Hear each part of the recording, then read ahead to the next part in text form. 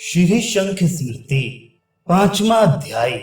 5 हत्या के दोष की निवृत्ति के लिए पंच महायज्ञ का वर्णन।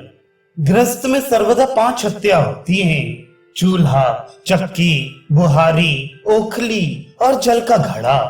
इन हत्याओं के पाप की शांति के निमित्त गृहस्थ किसी भी दिन पंच यज्ञ कर्म का त्याग न करे। कारण कि 5 यज्ञ के करने से उन हत्याओं के पाप नष्ट हो जाता है।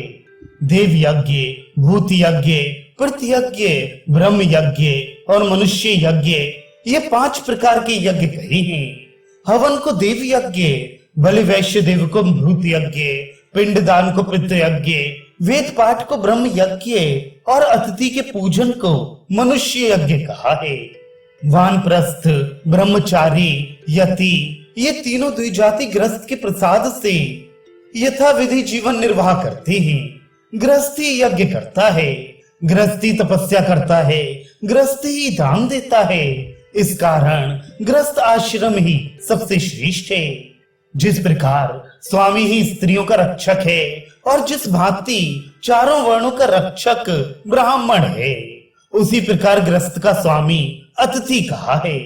व्रत, उपवास और अनेक भांति के धर्म करने से स्त्री को स्वर्ग की प्राप्ति नहीं होती, परंतु केवल एकमात्र पति के पूजन से स्वर्ग को जाती है।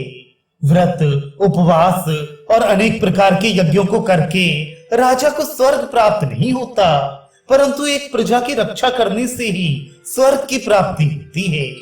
ब्रह्मचारी स्नान, मौन और नित्य अग्नि की सेवा करने से ही स्वर्ग को नहीं जाता, परंतु एकमात्र गुरु की सेवा करने से ही स्वर्ग को जाता है। वानप्रस्थ अग्नि की सेवा से, ये क्षमा से तथा अनेक प्रकार के स्नान करने से स्वर्ग को नहीं जाता, केवल एक भोजन के त्याग करने से ही स्वर्ग को जाता है। सन्यासी दंड, मौन और शून्य स्थान में रहकर ही सिद्धि को प्राप्त नहीं होता, परंतु योग से ही सर्वोत्तम गति को प्राप्त होता है।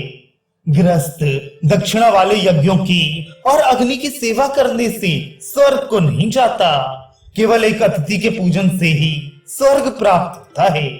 इस कारण गृहस्थ को यत्न पूर्वक अतिथि को भोजन और शय्या आदि से पूजा करनी उचित है। विधि पूर्वक सायंकाल और प्रातः काल में अग्निहोत्र करे और अमावस तथा पूर्णमासी को भी हवन करे।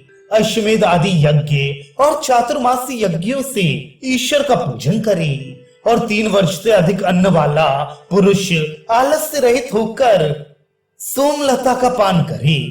थोड़े धन वाला ब्राह्मण वैश्वानरी यज्ञ करे।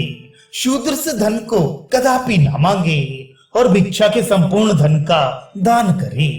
विद्वान मनुष्य उस ऋत्विज का त्याग ना करे जिसको कि बरा हो, परंतु जन और कर्म में शुद्ध उसी ऋत्विज का वरण करे। उक्त गुणों से युक्त जिसने न्याय से धन का संचय किया हो, उस मनुष्य को ब्राह्मण सर्वदा यज्ञ कराए और उसी से प्रतिग्रह ले।